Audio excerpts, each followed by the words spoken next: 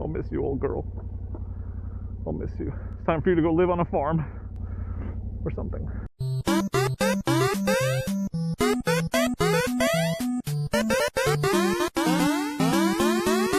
Hello, friends. I come to you today on a very sad day because it is our last ride on my beloved Tenere 700. You heard me right, everyone. I love this bike. You know that I do. I've had a blast owning and riding it, but it is time to say goodbye. An amazingly awesome channel patron is coming up from California, actually, to pick up this bike next week and take it home with him to its new life and hopefully many more adventures to come. And it's a bittersweet day because I love this bike and I hate to see it go, but it's time to move on to different things. And so we're out here in the woods getting a last ride in, saying goodbye. And I thought that while I was riding, we could talk about why I'm selling it and what I'll miss about it and what I won't miss about it. So this is the, shall we say, exit interview for the Tenere 700. Now, the first and most obvious reason why I'm selling it won't surprise anyone, but I'm a bike reviewer. My job is to test bikes. I like testing them long term, like Ian and I have that in common, but eventually these bikes have to go in order to make way for new bikes for me to test. I've had this bike almost 2 years now, made most of the content that I want to on it, and there's just not room in the garage for this and other bikes going forward. So I have to let her go in order to get something else in the garage. But it's also sort of reflective of a shift in the way that I kind of see adventure riding and the way that I'm going to approach it. Oh my God, this is snow. It's snowing. That's actual snow. It shouldn't surprise you to hear that I'm a little wary of heavier bikes on more difficult terrain since the last couple experiences I've had. Travis's experience in Canada, of course. And, you know, I was with Mike the year before when he broke his leg. And so I've kind of come to the conclusion that for harder riding, I think I want to do it on dual sports and maybe treat my adventure bikes more like touring bikes that can also tackle some interesting stuff when I get where I'm going. But I don't want them to be primarily off-road focused. It's going to be more road focused. You know, that's a conscious choice I'm making. That's not me saying that the bikes aren't good for those things. It's me saying that in order for me to keep my career sustainable, I have to keep myself from getting hurt. And I have to make good choices in order to do that, one of which is not doing more difficult or more dangerous things as much on big, heavy adventure bikes. And so the Tenere actually makes less sense for that because it's definitely, as I've said multiple times, a much more off-road capable bike, but it's not the most comfortable road bike. It's fine. Like, I did, you know, thousands of miles on it last summer, no big deal, and I would do it again. I did all of Mexico on it, no big deal.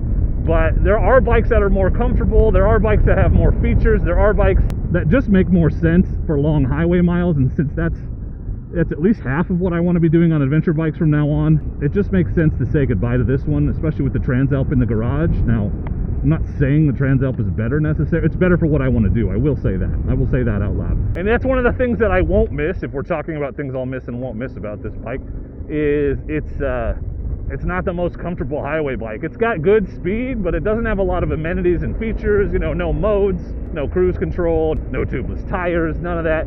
It's top heavy and hard to get your feet down, and it has a very small gas tank, all of which come into play when you're on a long road trip. So I won't miss any of those things about this bike, but I will miss a lot of things about this motorcycle. It has the coolest stock exhaust note of any motorcycle I've ever ridden or owned.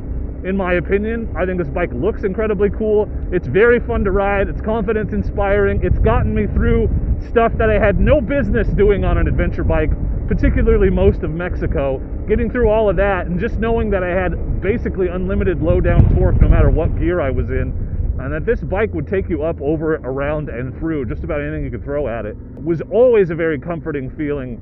You know, there were many times when I wasn't so sure of my ability, but I was sure of the bike, and I just leaned back, stood up, and let it do its thing, and it carried me through. For this price, for $11,000, just under, there aren't many bikes that give you that feeling. It's also dead simple, which I mentioned is the thing I don't like on the highway, but off-road, it's nice. Like, There's less things to fail. You're in control of everything on the bike. It's not going to do anything you weren't expecting. And it's just fun, easy to ride, super reliable, fantastic looking, sounds great. And I'll miss it. I'll really miss it. It's true. And I've never been a fan of the stock seat, but the seat concepts on this one really corrected that particular issue for me. And it's like either you can't hear me or I can't see. Which one do you prefer? It's like 35 degrees up here right now. This thing is so fun to throw around, and you ride it and you forget that it's a big, heavy adventure bike until it starts to lean. So I didn't understand the top-heavy complaint about adventure bikes and about this one in particular until I got this bike. I didn't even understand it when I first got it and was riding it around. I didn't get it until I was able to do like a side-by-side, back-to-back comparison with a different bike, my Norden in particular in this case, because that bike is very not top-heavy because all the weight is down low. Center of gravity is low because that's where the gas tank is. The same as with all the 890s, 790s. It's cold, man. What a fun day to come out here I've chosen. So I never understood top heavy because why does it matter once you're rolling? Well, it matters when in combination with the fact that I can barely get my feet down on this bike. It's pretty tall for me at a 30-inch inseam, and it doesn't sag down much. The suspension, the stock suspension, is good, but therefore it is stiff, especially with the preload cranked up, which I need because I'm a heavy guy and I carry luggage often on this bike. So I'm not going to miss the top heaviness in combination with the seat height and the lack of confidence I felt anytime I have to put my foot down. I can barely swing my leg over this bike with my foot on the ground when it's has nothing on it. If it has luggage on it, forget about it. I can't swing my leg over it at all. Can't be done. I have to step on the pegs, which means you've got to find even ground, and you've got to be able to get your foot down on the back side, so it's got to be even enough on the back. So I spent a lot of time looking for little ditches to pull into or like a rock to pull up next to with this bike when I stop. Same with my 450L and other just slightly less tall adventure bikes. I haven't had that problem, so I'm not going to miss that. So what comes next? Well, some of you are smart, and you can tell sometimes when I do a test ride when something clicks in my brain and I have an idea. And so some of you already know. You've already called it. I've seen it. I've seen you say so in comments and in posts. But for the rest of you, we'll leave it a mystery. Just know it's an interesting choice for me, and it's half because it's fun to ride and half because I legitimately want to test something I've never really tested before and test some assumptions and preconceived notions and see if they're true. My job, as I see it, is to get as much experience as I can with as wide a range of dual sport and adventure bikes as I can, to be as qualified as possible to make judgments and review things and at least make informed opinions or be able to make comparisons that make sense. If you've only ever ridden one motorcycle, well, then that's the best motorcycle you've ever ridden. It's hard to then compare it to other things. I want to get experience with a lot of stuff within the realm of things that people enjoy and are interested in. I don't think it's a secret to say that the Norden was not very popular with my audience. It's too expensive, too fancy, too European, I don't know. But the vast majority of the regular viewers were not into it. They like the Tenere more. And that's why, even though the Norden was the bike I eventually picked to take on the Washington BDR, it's also the bike I ended up selling because there was a lot more interest in this bike. And my job is not to do what I want to do and ride what I want to ride. It's to make content that you all want to see and interact with and can use that is useful to you to provide value. So last year I kind of had it in my head that I was going to keep bikes for myself and then have content bikes. That just turned into me never riding my quote-unquote my bikes, only ever riding the content bikes. And so this was one of my bikes that I was keeping for myself. And I think it's probably time to realize that I don't have enough time, even though this is my job, to ride bikes for content and ride bikes that I own regularly enough to justify keeping them all. So I'm going to try to have fewer bikes in the garage. The 450L is also being sold. And we're going to make content on bikes that make sense for all of you. I just want to reiterate that I'm in no way getting rid of this bike because I don't like it or anything I'm getting after is better. People get really confused about that, and that's fine. I get it, because my whole thing is like, I'm just one of you. I'm just a guy. I'm just hanging out. And that is really what I strive to do.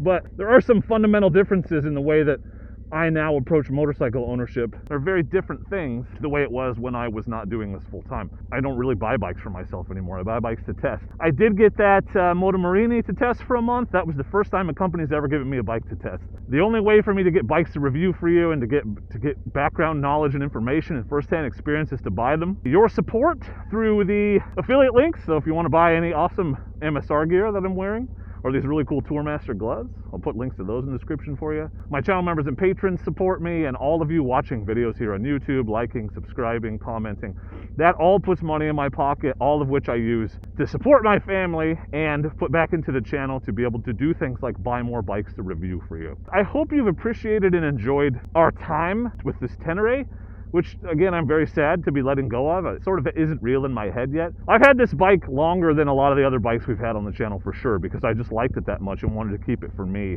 But it doesn't make sense for it to sit in the garage and not get ridden while I'm out there doing content stuff on content bikes. The silver lining here is, and one of the reasons I've held on to it was I didn't think I could get another one if I changed my mind. They're readily available now, so if I decide this was a horrible mistake in 6 months, I should be able to buy another one. I have a whole playlist of Tenere content, mods, and adventures, and I put thousands of miles on this bike and thoroughly enjoyed it, and I look forward to putting thousands of miles on its replacement, which will be revealed very soon. But for now, and as always, for me and for the Tenere, I just want to say thank you very much for watching, and please do not forget to be excellent to each other. Thank you. Excellent! Oh, there's like a whole couch in that blackberry bush. I hate people. Ugh. Don't dump your garbage in the woods. Go to the dump. It's not that far.